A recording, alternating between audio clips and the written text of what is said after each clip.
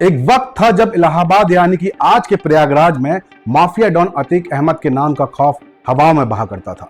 जो कह दिया वो कानून था, जिसे काटने की हिमाकत लखनऊ से दिल्ली तक करना बहुत दिलेरी का काम माना जाता था। जिस इंसान की जड़ों के कुनबे की गर्दशें बदला करते थे, आज वो बस तबाही की सुनामी की किताब बन गया है। महज 2.5 साल में अतीक का परिवार बिखरे हुए तिनकों की तरह बर्बाद हो चुका है। नमस्कार दोस्तों, मैं नितिन देहाती और आप देख रहे हैं हमारा डिजिटल प्लेटफॉर्म। आज इतिहास के कुछ पन्ने खंगाले जाएंगे, कुछ किताबों से किस्से सुनाए जाएंगे। जो मिट चुका है जमीन से, उसकी परत में वो निशान भी खंगाले जाएंगे। क्योंकि एक वक्त का पहिया है, जब घूमता है तो सल्तनत और सिपहसालार सबको खाक में मिलना ही होता है। झांसी में हुए सड़क हादसे में अबान अहमद की मौत ने माफिया अतीक के परिवार को फिर से सुर्खियों में ला दिया। पिछले 3 सालों में परिवार का नाम कई घटनाओं से जुड़ा रहा। अब अबान की मौत के बाद एक और परिवार का सदस्य खत्म हो गया है, जिससे रिश्तेदारों में खलबली मच गई। तो सबसे पहले शुरू करते हैं 3 साल पहले 15 अप्रैल 2023 से, जब पुलिस अभिरक्षा के बीच अतीक अहमद और उसके भाई अशरफ की गोली मारकर हत्या कर दी गई थी। अतीक के 5 बेटे थे। बड़ा बेटा उमर लखनऊ जेल में बंद है। जब देवरिया जेल में अतीक बंद था, तब एक कारोबारी को पीटा गया था। इस देवरिया जेल कांड में मोहम्मद उमर का नाम आया था, जिसके बाद उसे ने सीबीआई के सामने सरेंडर किया था। उससे छोटा अली अहमद झांसी की जेल में बंद है। अली पर बिल्डर से 5 करोड़ रुपए रंगदारी मांगने का आरोप है। इसके अलावा भी उस पर कई मामले दर्ज हैं। तीसरे नंबर का बेटा उमेश पाल हत्याकांड के बाद 13 अप्रैल 2023 को झांसी में ही एनकाउंटर में मारा गया था। वहीं चौथे नंबर का बेटा अहजम, जो कोलकाता में राजनीतिक विज्ञान से स्नातक कर रहा है, जबकि सबसे छोटा बेटा अबान की गुरुवार को सड़क हादसे में मौत हो गई। अतीक की पत्नी शाइस्ता परवीन के साथ ही अशरफ, पत्नी जैनब और बहन नूरी 3 साल से फरार है। पुलिस को तलाश है। अतीक के कुनबे में झांसी फिर से अशुभ साबित हुआ है।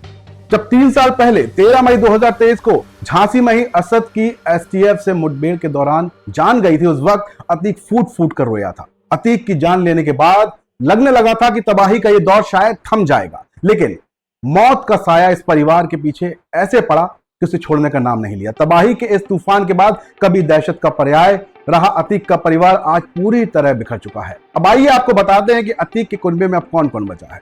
तो अतीक अहमद की पत्नी शाइस्ता परवीन अब भी उमेश पाल हत्याकांड में वांछित मानी जाती है और लंबे समय से फरार है। अतीक का बड़ा बेटा उमर अहमद लखनऊ जेल में न्यायिक हिरासत में है, जबकि अली अहमद नैनी सेंट्रल जेल में बंद है। तीसरे बेटे असद अहमद की 23 अप्रैल में एनकाउंटर में मौत हो चुकी है। चौथे बेटे अबान की सड़क हादसे में जान चली गई है और सबसे छोटा बेटा अहजम के बारे में जानकारी है कि वो 2023 में बाल संरक्षण जैसे रिहा होने के बाद अपनी बुआ के साथ ही रह रहा है।